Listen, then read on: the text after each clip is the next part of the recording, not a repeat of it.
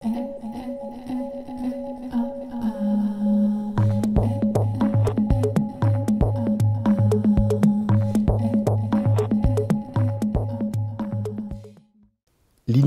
technologique, culturelle, artistique, tout cela demeure un puissant levier d'expansion et d'influence internationale. Est-ce que cette dynamique potentielle peut se maintenir dans le futur face en particulier à la montée d'autres concurrences que vous venez d'évoquer? Oui, bien sûr, parce qu'il y a le hardware et il y a le software. C'est-à-dire que les États-Unis, certainement, sont en train de subir dans ce domaine du hardware des concurrences qui ne disparaîtront jamais. La plus impressionnante, c'est que Airbus, après être parti de zéro, fait maintenant exactement jeu égal avec Boeing pour la production aéronautique et la conquête des lignes aéronautiques dans le monde. Donc c'est un concurrent européen, mais d'autres viendront. Aujourd'hui, par exemple, Lenovo, la grande entreprise d'ordinateurs chinoise, est en train de concurrencer très clairement IBM et Hewlett-Packard. Bref, nous sommes partis maintenant dans un monde assez différent.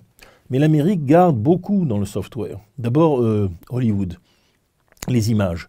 Le monopole que les États-Unis exercent encore, notamment par leurs moyens de financement sur le cinéma mondial, est tel que la plupart des grands cinéastes qui, à un moment donné, sont primés dans leur pays, finissent aux États-Unis. C'était le cas des Anglais autrefois, mais ce n'est plus le seul cas. Donc, en fait, le marché américain de l'audiovisuel, avec sa domination sur le reste du monde, n'est pas prêt de disparaître.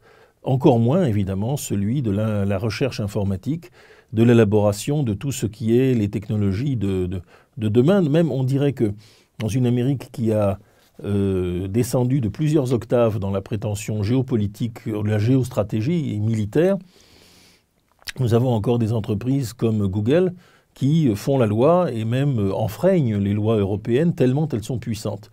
Alors cette puissance est certainement amenée à se rétracter progressivement, mais progressivement seulement. Autrement dit, l'Amérique a de beaux restes. Si on accepte cette comparaison avec l'Angleterre du début du siècle, on dira que l'Angleterre a perdu lentement mais sûrement toutes ses positions prééminentes dans un monde différent où la révolution industrielle avait diffusé, mais elle a gardé des beaux restes, c'est-à-dire que la science anglaise, les découvertes anglaises sont restées encore très importantes jusque vers 1950. La plus importante à mes yeux étant encore celle de la pénicilline, qui est le chant du cygne de l'industrie pharmaceutique britannique, mais elle est intervenue d'une manière spectaculaire en 1945. Et c'est-à-dire que l'axe Silicon Valley-Hollywood, c'est aujourd'hui, je dirais, l'atout maître je vais mettre des guillemets, de l'impérialisme culturel américain dans le monde. Certainement, et on pourrait y ajouter la région de Seattle, oui, qui est à la fois la naissance des ordinateurs modernes et de Boeing et de l'aéronautique. Et donc, si nous ajoutons ces trois éléments, nous voyons que l'axe fondamental des États-Unis s'est maintenant réellement déplacé à l'ouest.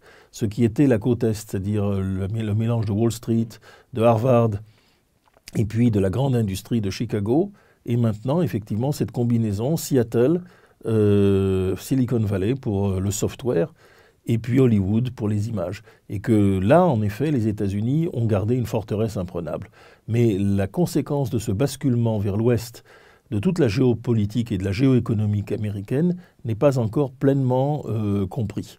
Et il est vrai que l'élection de Barack Obama, non seulement, bien sûr, a été l'élection du premier président noir des États-Unis, mais aussi le retour, depuis Abraham Lincoln, de Chicago et de l'Illinois, c'est-à-dire du centre géographique et de la vieille industrie.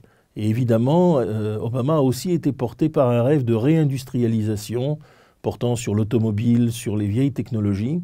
Et ça, d'un certain point de vue, ça ne s'est pas confirmé pendant ces 8 ans de mandat.